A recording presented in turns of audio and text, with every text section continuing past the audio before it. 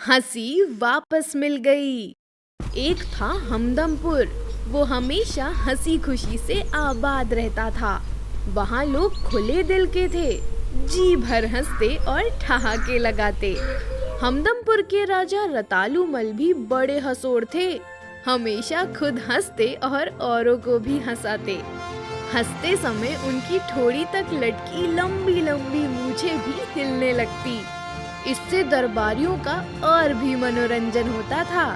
एक बार की बात, राजा रतालूमल दरबार में आए तो कुछ गंभीर दिखाई दिए। हमेशा की तरह दरबारियों ने हंसकर अभिवादन किया, पर राजा पहले की तरह ना हंसे ना मुस्कुराए।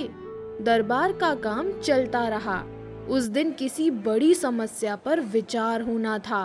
कुछ महत्वपूर्ण निर्णय लिए जाने थे।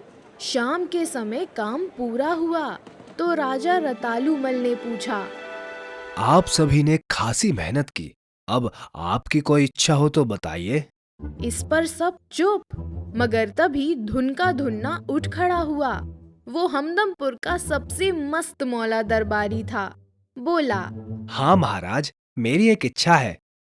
राजा के पूछने पर उसने कहा, महाराज, आपने देश देश के गुलाब मंगवाकर गुलाबों का अनोखा बगीचा बनवाया था। आपके साथ हम सभी उस बगीचे में सैर करें, मेरी यह इच्छा है। सुनकर राजा रतालूमल ने मुस्कुराकर कहा, ठीक है भाई, धुन का धुन्ना, ठीक है। अगले दिन राजा रतालूमल के साथ सभी दरबारी बेशकीमती गुलाबों का वो अनोखा बगीचा देखने गए। वहाँ गुलाबों की एक से एक नई किस्में थी, रंग रंग के खूबसूरत गुलाब। सर्दियों के गुनगुने मौसम में सारे गुलाब हंसते नजर आ रहे थे। देखकर राजा और दरबारी सभी खुश हो गए।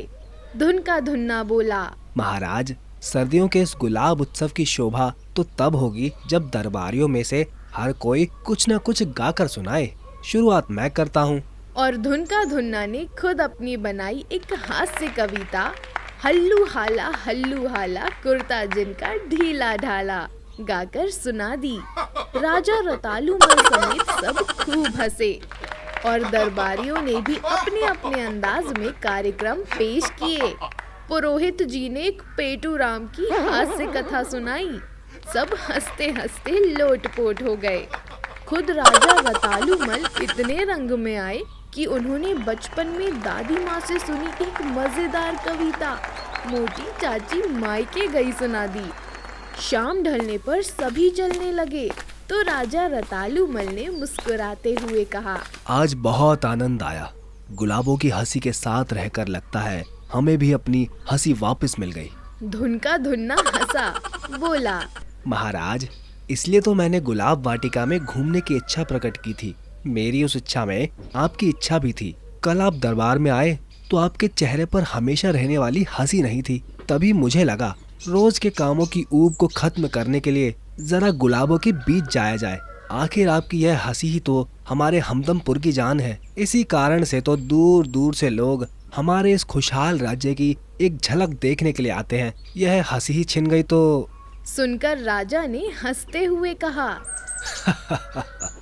हंसो हंसो, खूब हंसो धुन का धुन्ना, इसलिए कि तुम्हारे साथ इस वाटिका में सारे गुलाब हंस रहे हैं। फिर राजा रतालूमल ने सुर्ख गुलाब का एक फूल तोड़कर धुन का धुन्ना के कुर्ते पर लगा दिया। बोले, यह हंसता गुलाब यहीं खिलेगा,